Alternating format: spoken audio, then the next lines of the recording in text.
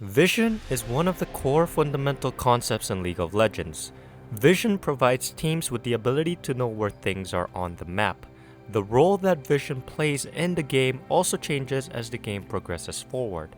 So for example, Vision in the early game should be used to find out where the enemy jungler is. Vision in the mid game should be used to facilitate objective control, whether it be for a turret in the side lane or a dragon/baron. Vision in the late game should be used to maximize teamfight efficiency. This will allow them to land or evade abilities that will decide the fate of their games. When I analyze cross-regional games, what I notice is sometimes there isn't enough vision. Sometimes the vision placed doesn't give enough information. Sometimes the information received from vision is either ignored or overlooked. And to prove my point, in this video, we will take a look at 3 games, one from the LEC, the LCS, and the LCK. We will analyze how teams utilize vision in the early game, which I define as pre-15 minutes, and examine whether they optimize their vision control. In this first example, we'll be looking at a game from the LEC between Origen and Rogue. So let's get into it. Interestingly, from the very first minute I noticed something peculiar. At 54 seconds, Xerxes Gragas body slams over the wall to get a trinket ward at the bush in Rogue's blue side jungle. This is an extremely risky maneuver, especially at level 1, since it could mean him getting caught out if Rogue happens to see him. However, this does not happen until later. Rogue puts a trinket ward at the blue buff and Gragas gets away. This ward theoretically would prevent a level 3 gank by Inspired's Olaf towards Origen's bot lane if he decides to clear from blue Wolf's Gromp or red blue Gromp. However, this ward does not give information as to where Olaf is starting. He could have taken a multitude of different pathing options. He could have started blue full clear, then red full clear, then Rift Scuttler, or could have started Origen's blue side, then full cleared his own jungle. You can see what happens next. Olaf goes for the blue invade, and Origen was not ready to respond to this, since Gragas has taken his red buff, and the mid laners are locked in their lanes. Additionally, Rogue will also know if Gragas is invading their blue buff since they placed a trinket ward there. Had Alphari's Aatrox not checked his blue buff before going to top lane, Origen would have been totally unaware of where Olaf is started. Knowing the position of the enemy jungler is crucial to either set up your own ganks or defend from ones. It can also help the jungler dictate the pace of the game if he has knowledge of this. So I believe that if Xerxes Gragas placed his trinket ward where he can see the jungle camps, it would have given him more information than placing it at that bush. Alright, let's move on. At 6 minutes and 30 seconds, Nukeduck's Tristana places a control ward in the bush right next to the mid lane. The decision to place the ward here instead of at either the red buff bush here or at the river bush nearby the dragon will come to bite Origen later in the game, and you'll get to see why in a bit. But first I want to show what happens at 8 minutes and 20 seconds. Finn's set places a trinket ward at this top side bush. This ward here is absolutely useless. The wave is slowly stacking against him, and placing the ward there will only show you information you don't need, which is Gragas heading towards top lane. Gragas will definitely try to press the advantage Aatrox has with the way the waves are set up, and will possibly look to gank at any moment once the wave is at his turret. What Finn needed is a ward around the river to see if Gragas will come to dive him, but of course, he instead places the ward there, and Xerxes Gragas simply walks through the river, sees no wards around with his sweeper, and gets a very easy kill onto Finn's set. This ward doesn't give Set a lane advantage either, since Aatrox doesn't need bushes like a Rengar or a Teemo does to exert more pressure. In any case, that mistake he made cost him his entire lane. Aatrox snowballed out of control and Set became irrelevant after that. Remember that ward Tristana placed at 6 minutes and 30 seconds? I will always be against the idea of placing a control ward right next to the lane since it gives you much less information than placing it in the river bushes. Tristana doesn't need a control ward there anyways, since Olaf will certainly not be able to catch her off with a gank. What is he gonna do? Just throw his axes around? She will just jump off. You can see here at around 10 minutes and 15 seconds, Olaf really moves towards Origen's jungle without getting spotted by the control ward that Tristana placed. Rogue wants to ideally secure vision around Dragon so they can trade that objective for Rift Herald. Origen know that Rogue wants to take Dragon, so they move towards mid lane to possibly deter Rogue from securing vision around this objective. Destiny's Nautilus, unaware of where Olaf is, gets caught out and dies, giving Rogue the Dragon. So, the reason why mid laners should not waste their wards on that particular bush is because players can walk by without getting spotted by them. So to show you guys how Olaf was able to move past the control ward, I went into the practice tool and tested it out myself. Turns out, no matter how well I try to place the ward to cover the most vision, it will not spot out champions that are hugging the wall. This does not include a Cho'Gath with 10 stacks, by the way. So next time you think about placing a control ward, make sure you're not wasting it on that bush. Alright, moving on to North America. In this second example, we'll be looking at a game from the LCS between Cloud9 and Golden Guardians. Let's see what's in store for us. So right off the bat, we see a fairly standard start for both teams where they ward the river bushes to check for any invades. However, I see Haunter's Aatrox placing a ward in similar proximity to the one closer's Rek'Sai placed. This ward does little to nothing significant since Lee Sin would have already either invaded by passing Rek'Sai's ward or gone top to gank at level 2 then invade the blue buff. Why Lee Sin is able to gank at level 2 is because Camille has good follow-up with her harpoon. Aatrox should have instead either warded the tri-bush or saved it until he has the wave push towards Camille. So anyways, Aatrox wastes a trinket ward there. Fast forward 3 minutes and we see Rek'Sai and Lee Sin dividing the map. Rek'Sai is looking to gank bot lane while Lee Sin is looking to get a kill top lane. Since the wave is shoving towards Aatrox and on the other side Affiliate Nautilus, both teams should know that the junglers will try to gank them to make them lose the big CS wave. But despite knowing that, both sides refuse to utilize their trinket wards and instead decide to wait out the wave under the turret. That is almost always a bad idea because it will make the gank more unpredictable.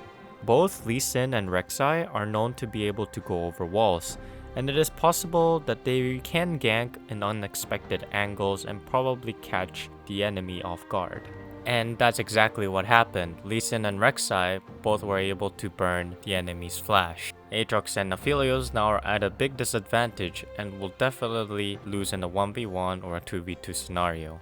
Fast forward 3 minutes, Licorice's Camille has a trinket ward available, but the wave is pushing towards him. What shall he do? He needs to ward around his lane so that if Rek'Sai comes, you can be prepared, you can back off, and not lose any valuable gold or experience or give up leads to the Aatrox. But that doesn't happen, and Aatrox happens to reach level 6 while the wave is pushing and Camille is still level 5. The level disadvantage is huge because Camille's ultimate, the Hextech Ultimatum, has the potential to protect her from CC or burst. There is no possible way that Camille is able to survive this. Word of advice, if you think you will get dived, place a trinket ward here. Don't try to outplay without vision. You are not Superman. But that's enough of NA top laners. Let's move on to Korea. Supposedly one of the strongest regions to ever play competitive League of Legends, for the majority of a decade, Korea has been on the top when it came to using vision to its fullest potential. But that is an era of no longer. It ceased to exist. The meta has changed. Korea is now plagued with vision control issues just like any other region. And to that, we'll be taking a look at a game between T1, formerly known as SKT, versus Damwon Gaming. Both of these teams had an impressive run at Worlds last year. Let's see how they aged into the 2020 season. So right off the bat, both teams are aggressively looking to get some deep wards on either side of the map to know where the junglers will start. T1 has a Blitzcrank in their composition, a champion notorious for wanting to commit to level 1 invades. So Effort's Blitzcrank uses the sweeper to check for any wards, but the invade ultimately fails. Luckily, Gragas gets a ward at Damwon's red buff.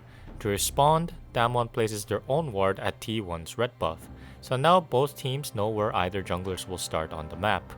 However, one crucial thing to note is that at level 2, Lee Sin has the potential to outduel a Gragas, so it is important to protect Gragas' camps until he reaches level 3, where he can possibly contest for camps if Lee Sin were to counter jungle. And in order to prevent Lee Sin from counter jungling at level 2, it is to have wards at the river so that if Lee Sin is spotted going into Gragas' jungle, the rest of the lanes can collapse on him. But we see at 1 minute and 30 seconds, Roach's set does not utilize his Trinket Ward, even though the entire team knows Lee Sin is starting red. Lee Sin then casually invades T1's blue side jungle and takes blue buff along with Gromp. Now Gragas is at a 2-camp deficit, and it's not like T1 were struggling in their own lanes either. Set and Tristana can definitely assist Gragas with his blue buff, but instead they decide to let those camps go and get nothing in return. Later on though, T1 manages to do something good in spite of this early game deficit. At 5 minutes and 50 seconds, Cuz's Gragas places a very deep, sneaky, and important control ward at Damwon's red buff. This ward will turn out to be incredibly useful in snowballing Faker's Tristana against Kayle in a few minutes. So if we fast forward a bit, Gragas and Set almost get caught out in a river duel with Orianna and Lee Sin, but they manage to escape. Lee Sin then proceeds towards his red buff without spotting the control ward behind him. This gives T1 the information that he is going to clear his blue side jungle next and possibly go for Dragon. With this information in hand, Cuz's Gragas goes towards Rift Herald, maneuvering around the Rift Scuttler so that he doesn't get spotted and takes the objective for free. Then, Faker clears Kayle's control ward since he can push the wave and knows that Lee Sin is taking blue buff / Dragon, and additionally places a deep ward in Damwon's Krugs. This gives T1 full control of the topside jungle. So at 9 minutes and 20 seconds, Gragas casually activates the Herald on the top lane, which allows them to execute this next play. Getting the showstopper and diving on in. Now we understand why they picked this, by the way, as the barrel comes down. Great ult there from Noggery, but is it going to be enough to keep him alive? As he's just getting punted around. Faker surviving, dives on back, not enough to kill him with that last auto. He had the potion ticking, that's why we click on our potions, ladies and gentlemen. And first blood goes to Faker on the top side of the map for T1. So from T1's perspective, this was a well-orchestrated tactical play. But from Damwon's side, I can't help but feel that they ignored the fact that Gragas was gonna come to help Tristana snowball top. And what I mean by this is Nuguri's Kayle makes the big mistake sticking top lane because he sees Gragas coming anyways. He should have simply backed off and allowed T1 to get the top turret. Instead, T1 gets almost all the turret plates and 450 extra gold from the Kayle death. Nuguri should have simply backed off and taken the information he got from seeing Gragas to heart. Damwon actually have a problem with ignoring the things that Vision provides. We saw it when Kayle died top lane, and now we see it here at 13 minutes and 15 seconds. Damwon have good vision around the Dragon Pit. You can see plenty of wards around here, here, here. Dragon spawns in around 1 minute and 30 seconds. Most likely, the wards Damwon placed here will get cleared out, but Damwon at least will have the upper hand in placing the subsequent wards around the dragon. T1 has to go out of their way to place Vision in darkness, while Damwon knows the location of the enemy from the wards they're trying to clear. So if everything goes to plan, Damwon will secure an easy dragon since T1 will have a hard time getting good vision around the time dragon spawns.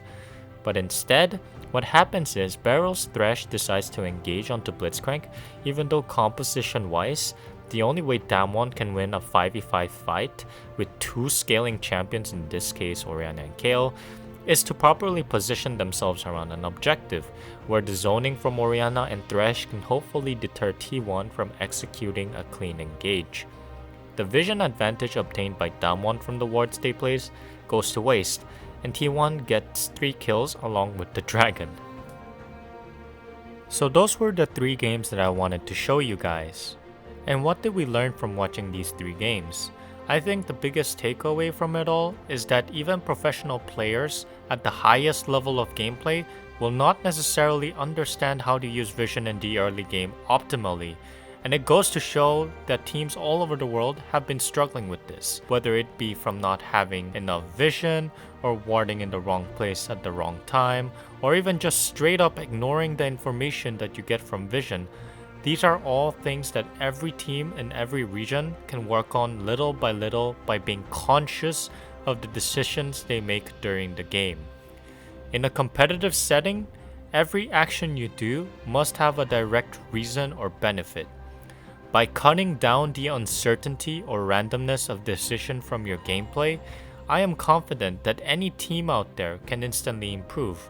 Even for your own solo queue games, you can apply this same concept and see a direct increase in your elo. Like, why am I doing this? Why am I warding here? Does it give me the information I need? Of course, for the sake of clarity, I want to warn everyone that there are a lot of factors inside the game, such as the style the teams want to play, the individual performance of each player, that I do not consider in my evaluation of how teams use vision, because those other factors, they require their own separate analysis entirely dedicated to them. But for now, I just want to focus on mainly the vision aspect of the game. And since we've seen what teams can do in the early game, in the next video, I will go over how teams will utilize vision in the mid game, where objectives such as turrets, dragons, and barons will decide the outcomes.